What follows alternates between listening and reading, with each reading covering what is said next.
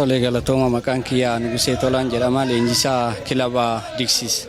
Taphni irraa yoo tapha morkii cimaan itti gaggeeffamedha. Tapha sadaffaa keenya taphni nuti guyyaa irraa gaggeessine. Haa ta'u garuu morkiin irra gaggeessine kan kana dura caalaa baay'ee tapha miira morkiitiin gaggeessaa turredha. Tapha gaggeessaa turre keessatti daqiiqaa 45 dura xinnoo ishee nutti cimanii turan. Haa ta'u garuu 45 booda nutis humna alaa qabnu taphataa alaa qabnu siistama jijjiiruudhaan tapha hooyyee ta'e olaantummaa poozishinii illee fudhannee qabxii sadii murteessituu taatellee fudhachuu dandeenye jirra jechaadha.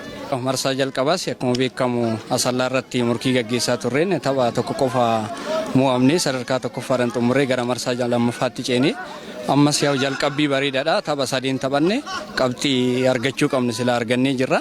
Ammas immoo ciminu amma jiru kanaan itti fufnee qabxiiwwan hafan hunda fudhannee shaampiyoona dorgommichaa ta'uudhaaf karoora qabna jechaadha.